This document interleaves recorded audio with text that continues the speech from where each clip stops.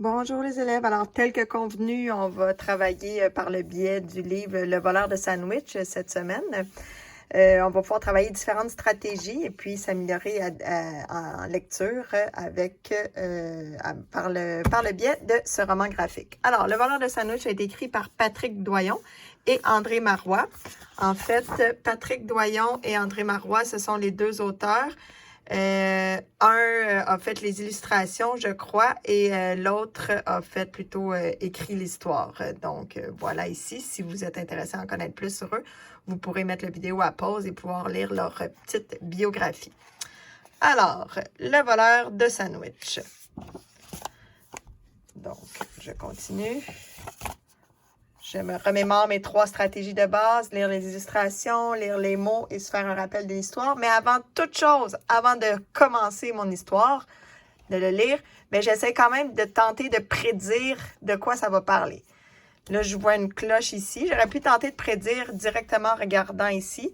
Le voleur de sandwich, bon, c'est assez explicite comme titre. Hein? On peut penser à quelqu'un qui va voler une sandwich. Qu'est-ce qu'il y en est à suivre? Mais je sais qu'avoir ce petit garçon, je pourrais aussi décider de lire à l'arrière.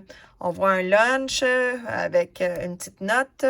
Marin adore les sandwichs que lui préparent ses parents. Ils sont chaque jour différents et meilleurs que la veille. Puis, un lundi matin, quelqu'un ose lui voler son sandwich préféré, le jambon cheddar laitue. Outré, le garçon décide d'enquêter pour démasquer le voleur. La semaine avance, les suspects se multiplient et les sandwichs de Marin continuent de disparaître. Jusqu'à ce que...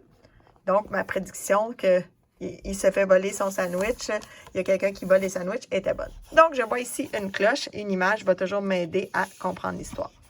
Je commence. L'histoire est faite par journée, lundi, mardi, mercredi, jeudi, vendredi. Aujourd'hui, on va lire lundi puisqu'on est lundi. Alors, je vois mon image ici, je l'observe, je vois un garçon qui court. C'est parti. Lundi matin. J'étais le premier debout quand la cloche a sonné. Je me suis précipitée dans le couloir pour récupérer ma boîte à lunch et j'ai couru jusqu'à la cafétéria. On n'a pas le droit de courir dans l'école, mais aucun adulte ne m'a vu. J'ai quand même fait attention car il n'y avait plus et il fallait éviter les flaques d'eau au 2e étage. Je te montre l'image, donc on voit qu'il n'y avait plus, il y a les flaques d'eau ici, puis voilà. Je poursuis. Comme d'habitude, je me suis assis sur le banc entre Axel et Manon. Et là... Quoi? Mon sandwich! Quoi encore? Axel, c'est mon meilleur ami. On ne se parle pas beaucoup, mais on se comprend. Manon, c'est ma meilleure amie. On se parle peu, mais on s'aime bien. J'ai vidé ma boîte à lunch sur la table. Là, c'est la même image qu'on voyait au berceau. Il ne restait qu'une pomme, une barre tendre, un jus d'orange et le mot d'encouragement de mon père. Mon sandwich a disparu. T'es sûr que tu l'as pris? Évidemment, le sandwich du lundi, c'est celui au jambon laitue, mon préféré. Quelqu'un a dû te le voler. On s'est tous les 3 dévisagés, puis on a regardé ceux qui mangeaient. Ce n'était pas beau à voir ni à entendre. Tout le monde mastiquait avec la bouche grande ouverte. On distinguait nettement les morceaux de brocoli broyés, les chips écrasés, les feuilles de salade écrapouties. Donc, on voit crunch, miam, on voit que les gens sont en train de manger. Le sandwich au jambon de ma mère, je l'aurais reconnu entre 1000 parce qu'elle utilise un pain spécial à la farine d'épeautre qu'elle va chercher dans une boulangerie secrète tenue par les moines Kung-Fu.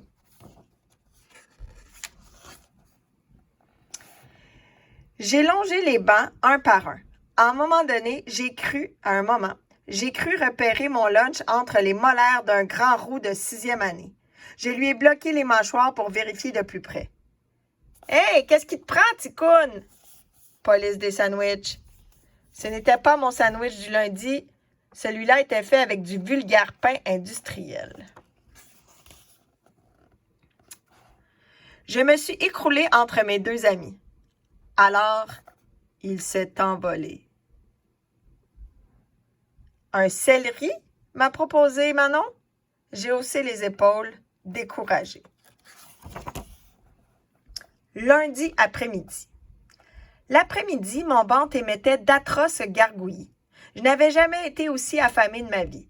Incapable de me concentrer, je regardais les plaques de peinture qui se décollaient du plafond.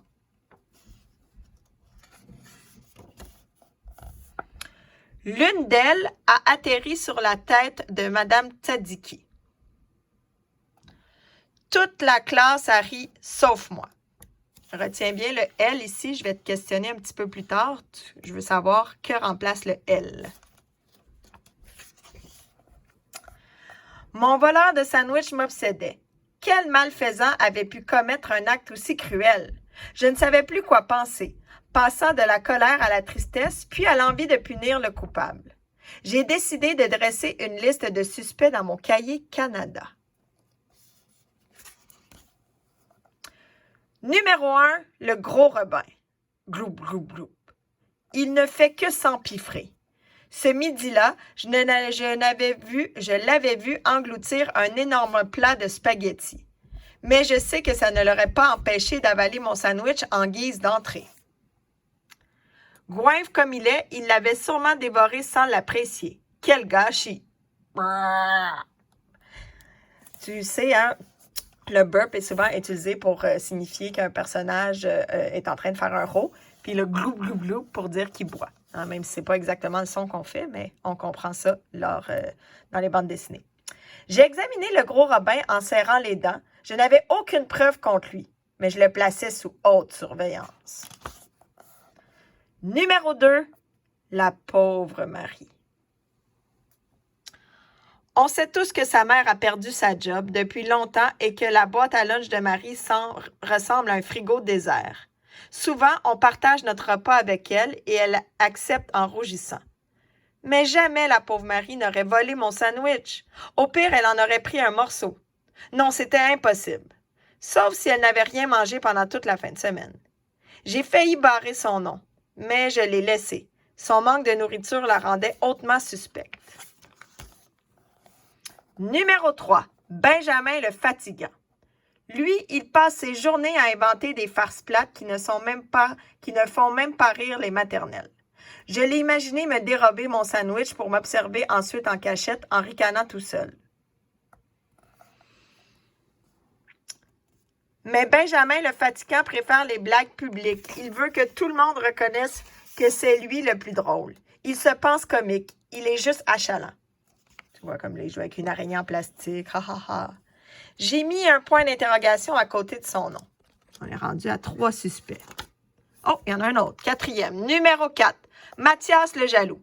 C'est sûr, il ne m'avait pas pardonné le but que je lui avais marqué au soccer le vendredi précédent. Mathias déteste perdre et la défaite le rend méchant.